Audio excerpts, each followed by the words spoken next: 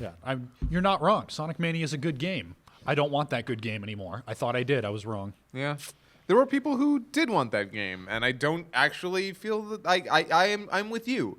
I don't like Sonic games that much. Yeah, I mean, that's fine. Look, glad it's out there. Oh, yeah. Yeah. Now, there's a bunch of other Sonic stuff that it's like, no, stop preying on these people who have no impulse control.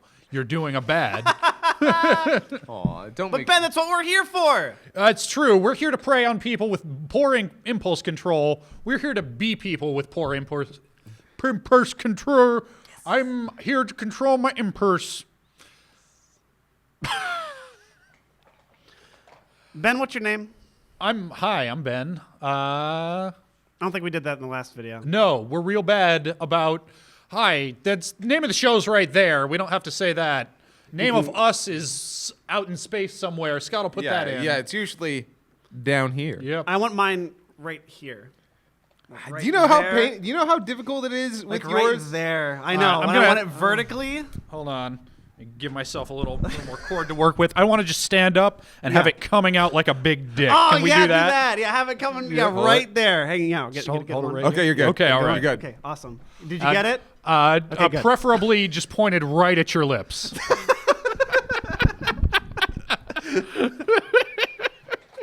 Well, it's not the straightest you can get. So.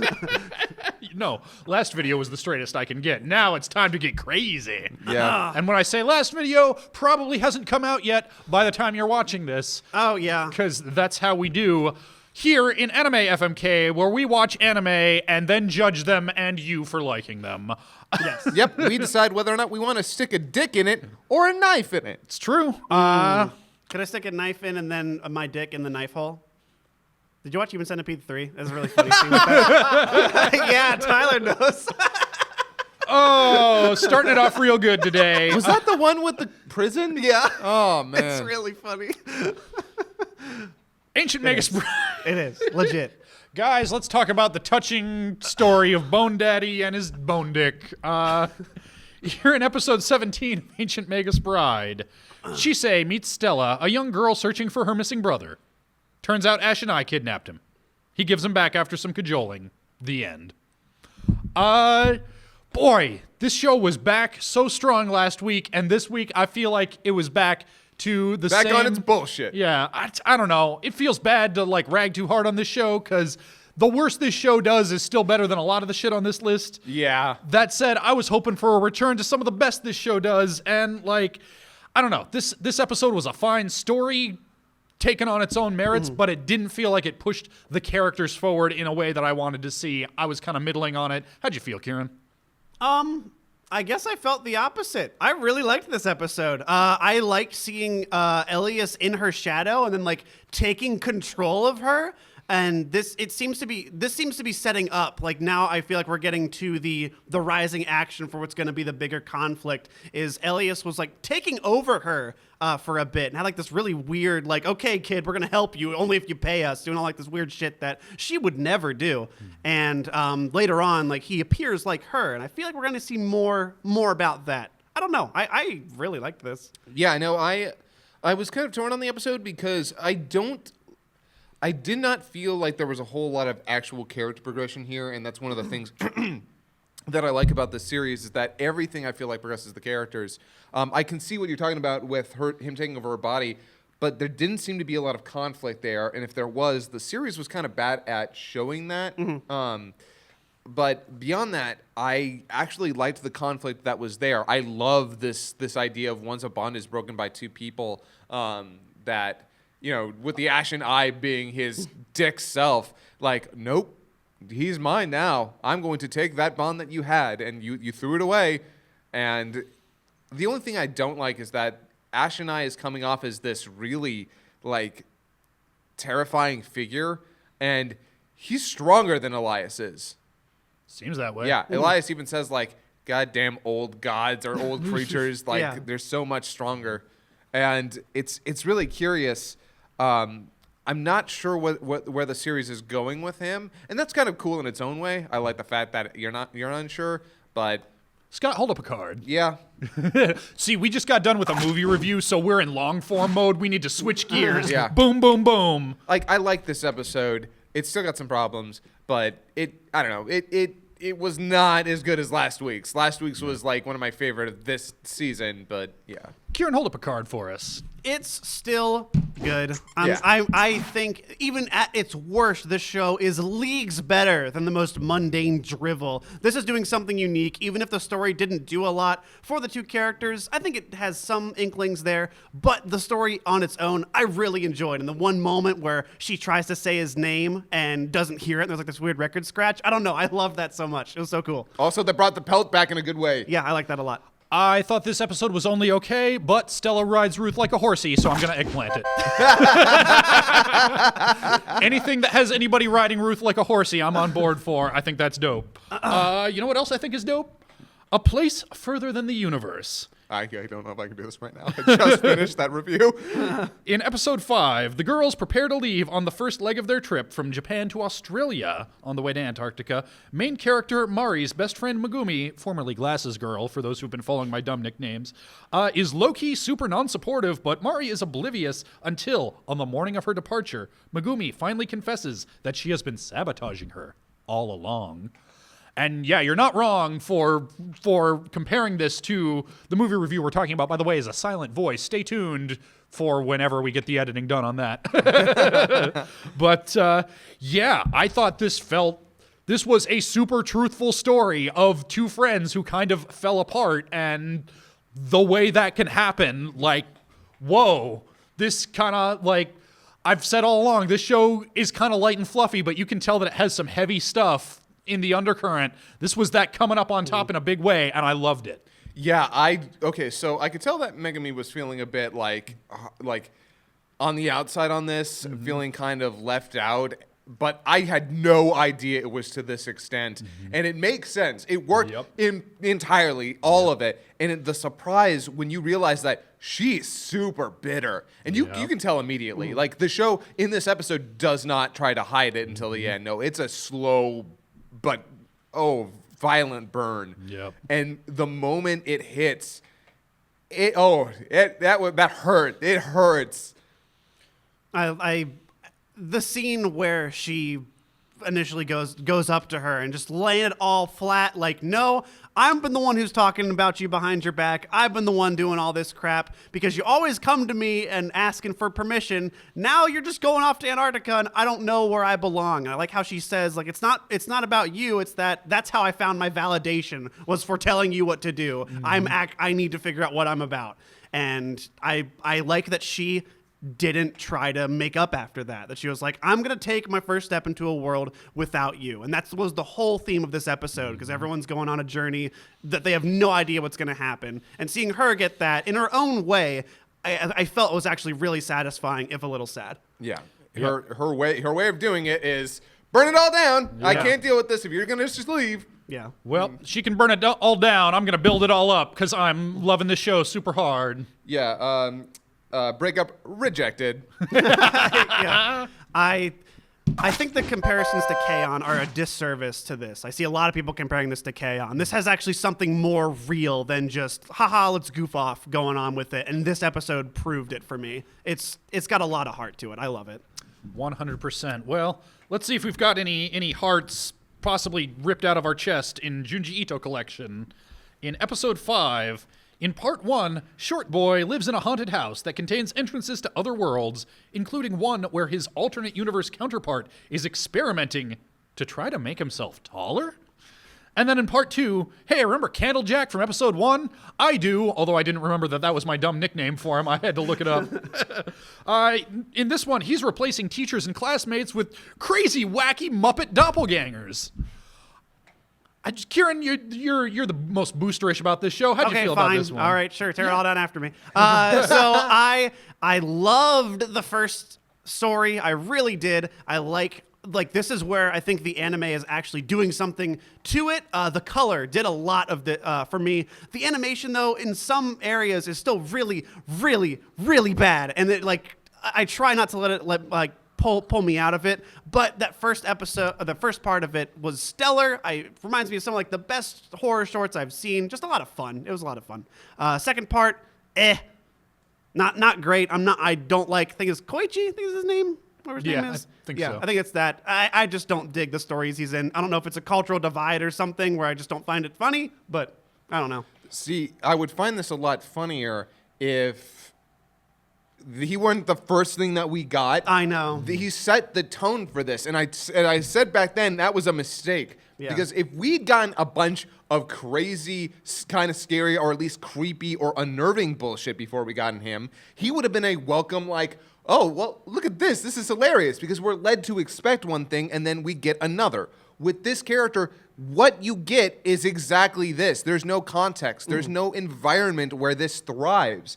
He's just kind of annoying and not that funny. I mean, trust me, there were actually some bits in this I laughed at because I thought that's absurd. Like Yeah. the stuff with his butt. Yeah, right. But really, this is all in the first bit. Because that first bit, some of the visuals in effect there, I was actually like, that's cool. I'm glad That's you agree up. because I liked a lot of the visuals here. Yeah, no, the visuals sold it 100%. And the last shot, Right. oh my God, I was Yeah, like, so yeah, good. effective. Thank you, Junji Ito. You gave me an effective shot. Yeah. Jesus. We'll talk about that in more detail and Yeah. unsnipped, but in the meantime, remember last week how I said that, I don't know, I could see myself getting behind, I'm John Pierre and I'm a crazy puppet, fuck you.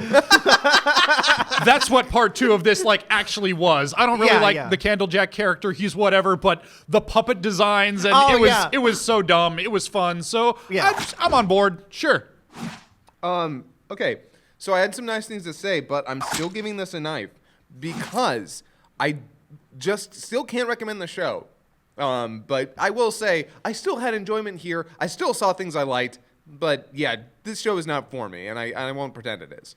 Yeah, for the weaker part that is the second part, I do agree. The parts with the the cloth doppelgangers was really goofy and dumb. I had a lot of fun with it. I just wish Koichi had less screen time. Yeah. I hear you. Let's see if we want more or less screen time from Kokkoku. In episode 5, Pretty Lady flashes back to how her family got stuck in stasis 17 years ago, and her parents and brother gave in to despair and became heralds. Juri and Granddad teleport in, Juri ejaculates the sperm spirit out of the chill thug, and then they pour it out. Red Polo Shirt decides to test if there are more heralds by increasing his intent to kill little by little to make one show up but not actually kill him. Surprise, he fucks up, they show up, and they actually kill him. Juri and Granddad rescue Dad, Freckle-Faced Thug and Pretty Lady team up, and Blue Polo Shirt ambushes Tsubasa and stabs him real hard. Wacky cliffhanger once again. So much plot, and yet I wasn't feeling this. I was really hardcore not feeling this. I was bored a lot of the time. I don't know. This is the sort of thing that I said that I wanted. Let's test this world's rules. This isn't how I wanted it somehow. The rules are too complex. And the rules also have things to do with, the main conceit of the show is time is stopped. Mm-hmm. But the heralds, I'm sorry, I understand that they're trying to introduce this element of the supernatural, but the heralds are taking away from what is actually cool about time being stopped. Yeah. This is the typical problem I see with a lot of at least a lot of more modern anime stories is the need to overcomplicate, the need to add a mythos or whatever the fuck to your amazing conceit that would just be cool to see done well.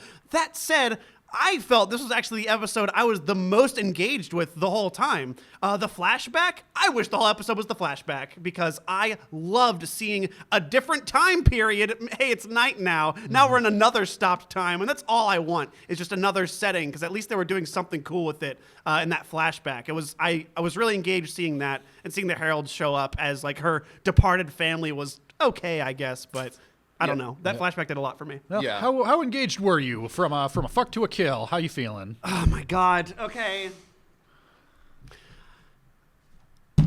Provincial, because I see it getting better. I think this was the signs of what I wanted from it to at least get a bit more into the characters and stop having them become talking heads. Just getting more character of that one girl who's working with the cult already did enough for me to be at least a bit more invested. I'm sad we lost Chill Thug. Yeah. Chill Thug was kind of a creeper, but he was also the one guy out of there I was like, I love how you're handling all of these situations. They're so just calm. He has a character that's distinct from the others. Yeah. that being said, as much as I don't like the heralds, there are a lot of things going on here that I am liking. And yeah, I was the most engaged in this episode in comparison to the last couple. Also, that herald knocks that dude's head off, hits the window, grabs it, and crushes it in one foul swoop. That was awesome. I'm just hoping that it actually is getting better from here, and this isn't just a reprieve from the dumb bullshit.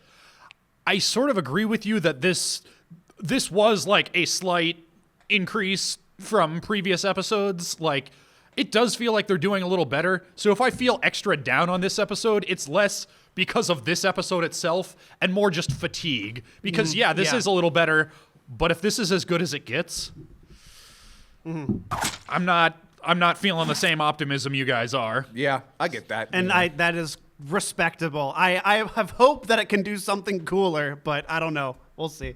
Yeah. And boy, you can tell I got out of the habit of marking this down in my notes just because, let's get real, the last 2 weeks we knew what was going to die.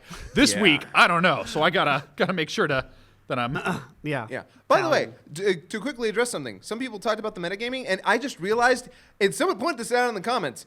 Go back to the first season of this show. No, we metagamed the hell out of those first couple episodes. Oh, yeah. We knew what had to die, and we got rid of it. Oh, now yeah. we're into the actual, like, okay, now we're into what's going to live and what's going to die. That's yeah, there's just a couple of stinkers at the beginning. You can't help it. Yeah, and I've said that in my mind, if I'm giving multiple knives out, it's because at some level I'm okay if any of them die. You're going to see that in action today, okay? Yep. Not to tip my hand too much, but all right. yeah, like there's a whole bunch of stuff that like, yeah, this stuff's all kind of middling. Long as we're paring it down, I really don't care what dies this week and what dies next I week. just need to cut out 20 minutes of my life somewhere. Yeah. Let's see if Hakata Tonkotsu Ramens is that 20 minutes that is freed up for jerking off in Overwatch. In episode 4, it turns out that the samurai, I'm not even going to try to remember what the Japanese that's attached to that is. Starts with an N, I don't care. Turns out that the samurai, legendary hitman, is Detective Bedhead, who is also the world's second and third grade of detective under other pseudonyms, and the half-Vulcan youngest captain in the history of Starfleet.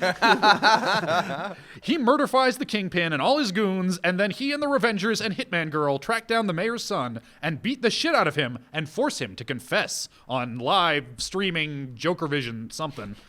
Then everybody plays baseball. This felt like the end of an arc in a way that surprised me. I was expecting this to just keep going, keep adding characters, keep adding plot threads, and no, this is like, nope, we told our story, story's done, tune in next week for new story, which, okay, interesting. I don't know, how'd you feel about that, Scott? Oh, I agree with you that is a bold move. That's one of the things about the show that I do like that it does, is that it's not afraid to change things. It's not afraid to be like, yeah, no, this plot line's coming to an end. What do you want? Like kill this sister in like the third week or second week, and like has these characters moving around and interacting and throws them together instead of keeping them apart but for some dumb reason. That being said, I don't know how effective it actually is. It's cool that they're doing these things, but I feel like I see it's kind of like an action scene without the weight. It's really well animated, but I feel like it's all just kind of going through motions. Kieran, how'd you feel? I'm a little torn on this one because let me clarify. If Banba had actually died, I would have been, wham, this is amazing. I can't believe they killed the supposed main character in episode 4 or whatever the fuck. Yeah, I'm actually kind of there with you. I was like, I know that's not really his head, I know, but as soon as it showed up, balls. yeah, I know. It showed up like whatever, it's not going to be his fucking head. Him being the samurai, that's an okay twist, and I liked the exchange with Lean and the mayor's son. I liked seeing the comeuppance on that little shitbag. I did get some schadenfreude from that was fun. But to what that carries, I don't care about the baseball ending. Like, I don't care about these people. I'm not invested in these characters. I like the little puppet dance we have going on with these figures and caricatures of humans. But that's what it is. They're all caricatures. None of them are real. Scott, why don't you hold up a card for us? So, I'm a little bit hesitant on this one. I feel like now that we've wrapped up the story arc, I want to see where it's going to go. Also, did you guys see the post-credit? Yes. I was tippity-tapping in my notes. then saw that there was more episode, then decided I didn't care enough to rewind it and actually watch it. That's fair. The credits had the ninja and a really cool action scene. But I'm curious. I'm gonna keep fucking this because it took some bold steps, and I'm curious. But I think this is kind of provisional. I'm not really sure. If next episode keeps this baseball stuff up too much, it's really gonna lose me because I don't like sports. I'm really happy that this episode ended the story. That's really cool. If that's how they're gonna do it, though, I wish this were just purely episodic. The whole the action scene where Banba as the samurai is slicing dudes up, the music kicks in, that's really cool. If that were happening once an episode, I'd probably be more invested. If it takes me 4 episodes to get one scene that I like, nah, I don't really care what comes next. Yeah. Oh man. Okay. This is tough. Because this show isn't, I said this earlier, it's not bad. It's just painfully mediocre, but it's trying to do something cool, and I like its aspirations, but when it comes to its execution, it just feels so by the numbers. God, what else do we have to go through? Make this decision based on your own merits. Well, yeah, and I'm trying to think what else would I rather watch instead of this, because I'm always grading on that fucking curve. Yep. Oh man. Okay. If I had to say, it was interesting enough to me that I will give it another episode, just to see where that goes. I don't have faith it's going to do anything amazing, but I am glad that they cut this story off.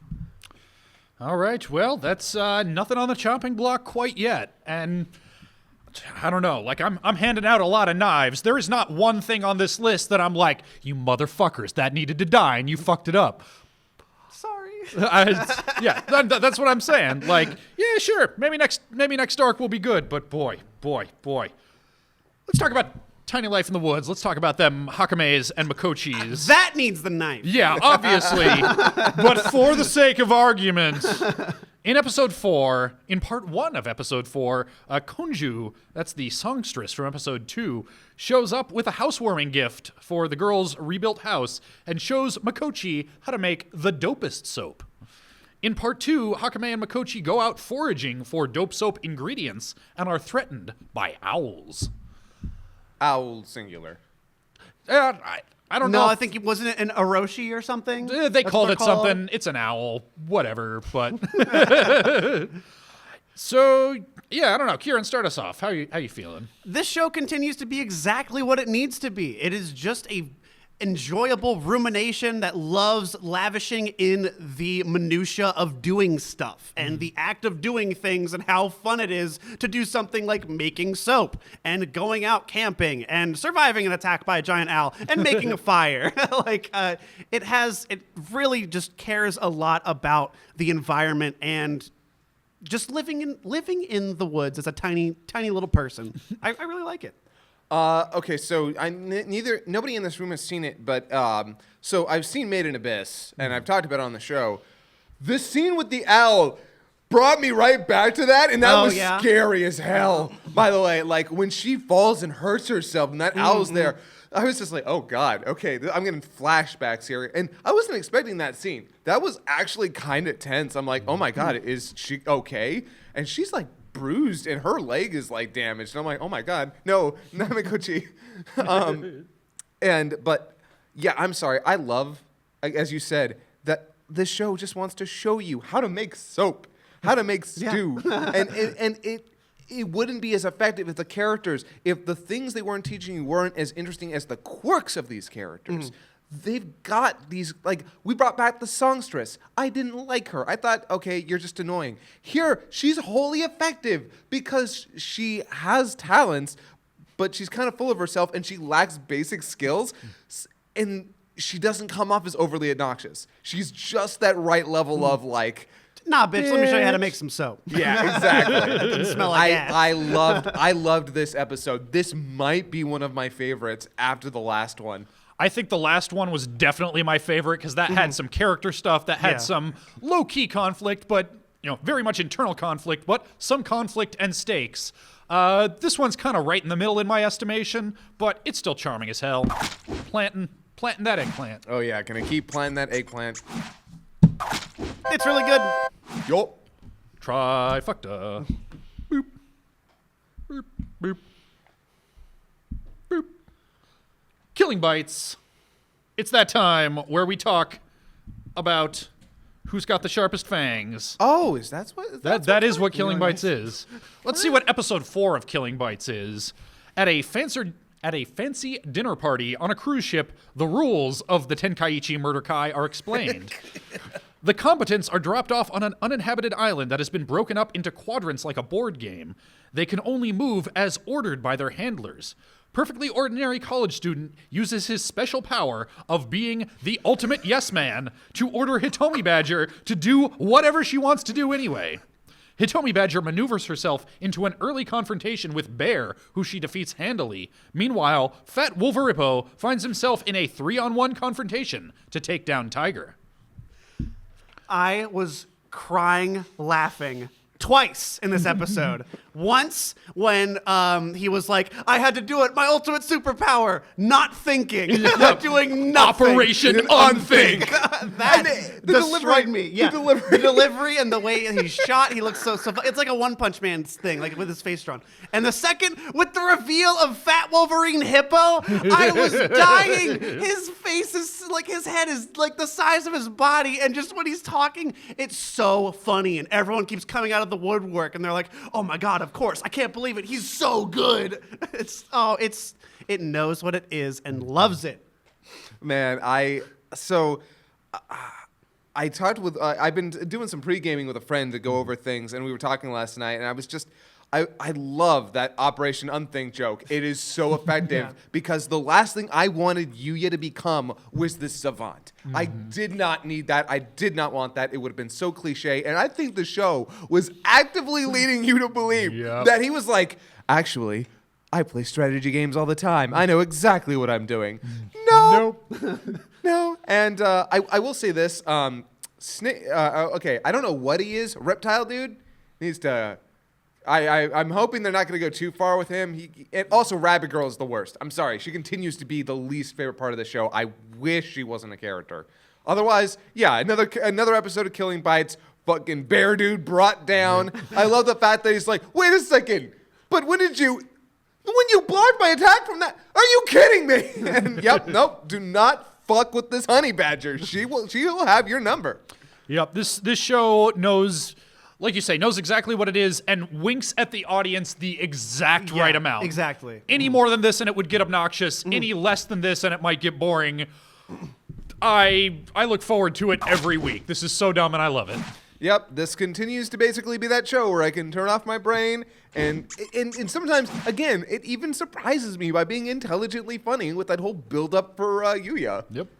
This show is continuing to meet and exceed my expectations in the best ways. Every time I go, oh shit, we gotta watch new Killing Bites, I am always excited. It's such a fun time. Yup.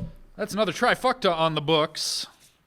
Let's see if we can keep the fuck train rolling with quite possibly the fuckiest show on this list, Darling in the Franxx. Oh, yeah. It's just fucking Scott. It's just fucking Ben. In episode 4, everybody spends the first act sitting and talking over what happened last episode. A big wormy Klaxosaur attacks, and the military geniuses who run this place decide to send out the same group of fuck-ups who have failed every mission they've been sent on so far, instead of the super duo who have easily defeated everything they've been sent up against together with no problem. A bunch of soldiers show up to escort Devil Girl back to the front lines, and she seems ready to go until Bland Boy gives her a big dumb speech. They hijack her robot and go save the day, surprising absolutely no one. I have all the same problems with this episode that I've had with the last few episodes. The plot makes no goddamn sense. The characters make no goddamn sense. The adults do things for no reason. The kids are at least, like, consistent characters with motivations by this point. I still don't give a shit about any of them. I still kind of hate this show. The action scene at the end was fine. Yeah. if I cared about any of the characters or felt like there were stakes, but I don't, and there weren't. I don't know, Scott. I want to pilot the mecha with you, not because you're awesome, but because I want to fuck you. That is the main character. Yep.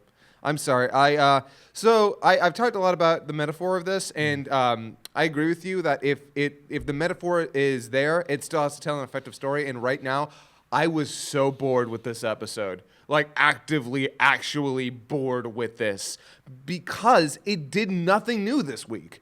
Other than, oh, look, we finally got the main character into the goddamn mecha with this chick, which they have done such a poor job at keeping him out, like giving us a reason to keep him out. Other than the fact that, but he's really good. We don't want to just throw him in there because he might die. Or for some reason, I don't know. I'm not really sure why they wouldn't just let him pilot the goddamn mech. So at the end of the day, I don't know. I don't know what I'm supposed to do with this fucking show because it's beautiful. When it wants to be, but then that mech battle happened, and I'm sorry, it didn't look that good. Like the actual animation was fine, but the actual fidelity, the art just dropped really badly. noticeably. And I'm sorry, I won't linger on this too much, but they're really bad at communicating the size and weight of these things.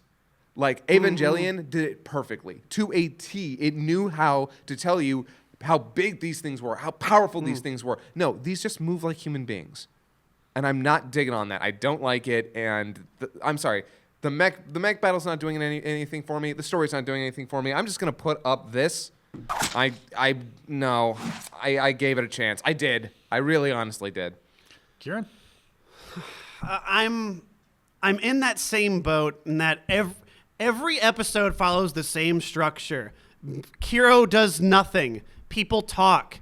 Something happens. Hero and Devil Girl talk. Mecha fight. Repeat. That's every episode so far. And the scenes where Hero and Devil Girl talk are the most interesting parts of it. But so far, it's just been reiterating the same shit. She talked about going away and like getting out. And I want to see what they're talking about. I want to see leaving the float, like the hovering city, because I can tell looking at the setting, they have something neat here. The city like moves to quarries, and the quarries are like underground cities and shit. There's some cool setting. There's something going on here, but goddamn, it took too fucking long to get there, and I don't care anymore. Yeah. Yeah. I gave it a chance. I'm sure it'll go crazy because Trigger shit does, but A1's writing is abysmal. Yeah. I hate it. That's Try Knife for the record. Try Kill, Kill It Dead. Unless Pop Team decides to fuck shit up real bad. Yeah.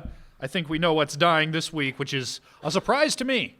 Yeah, me too. I honestly thought it was going to be Hakata Tonkotsu Ramens. I didn't know what it was going to be, but people get excited enough about Trigger that hey, it's done. Blame Now- A1. Yep. Yeah, I'd say blame A1. The animation is not the problem. No. Well, let's see what the problem is in Pop Team Epic. In this episode 5, drugs. Yeah. I didn't get any of the references. I didn't get any of the jokes. I got nothing this episode. Oof. So it seems like they're settling into a little more of a structure where they will open on something more like a sketch, and do that and give it some time to breathe, and then go from that into now here's your rapid fire craziness. In this opening sketch thing, it's basically Citrus, but the parents are I'm just gonna call them Popo and Pee-Pee. Yep. Also, and it's a guy and a girl, so they're not lesbians. Also, they have kids. The kids are also Popo and Pee-Pee. Okay. That's not a joke, though. I don't know. I didn't get much out of it. That's no fun. He's pooping over here. I loved it. I laughed so hard at this episode. Don't call me sis senpai. Like the way that everybody's drawn, and especially the back half when you hear Popo and Pee-Pee me going like, they just both like to sound like grizzled old dudes. Like, no, let's blow all our rent money at the pachinko parlor. Fuck it. Let these dumbass kids figure it out. And then she ends up stabbing him. Like this sketch had so much fun with its premise, and it just like all this garbage trash anime, just taking a big steamy dump on it. Yeah, that's the thing that maybe I got a lot out of it too, just because that entire segment is just shitting all over this concept, which is terrible in the first place.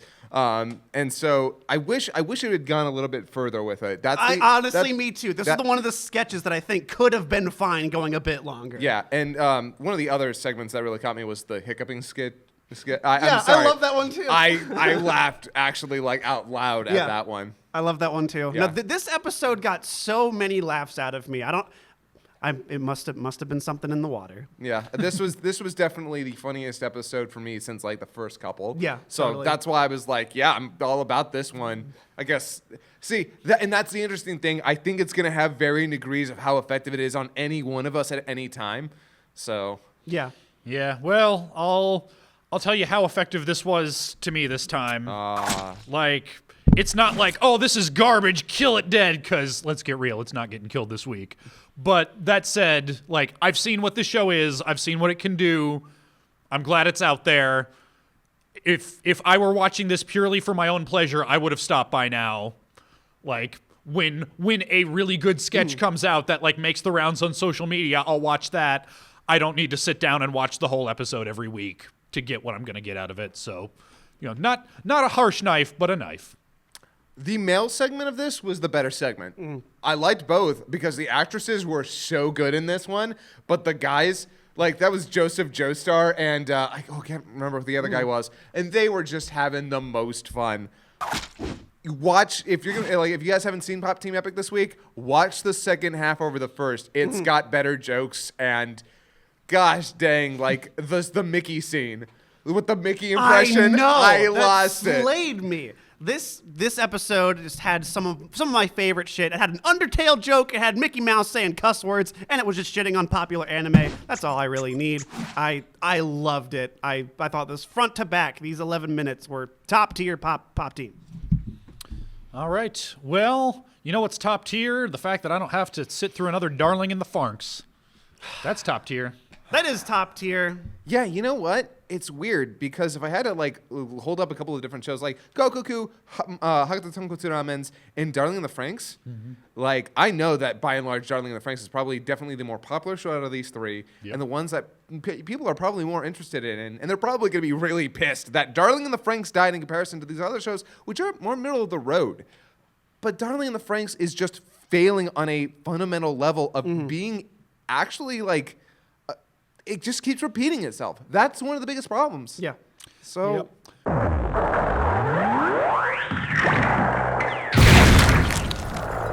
Well, we can shit all over Darling in the Franxx some more in the Unsnipped segment.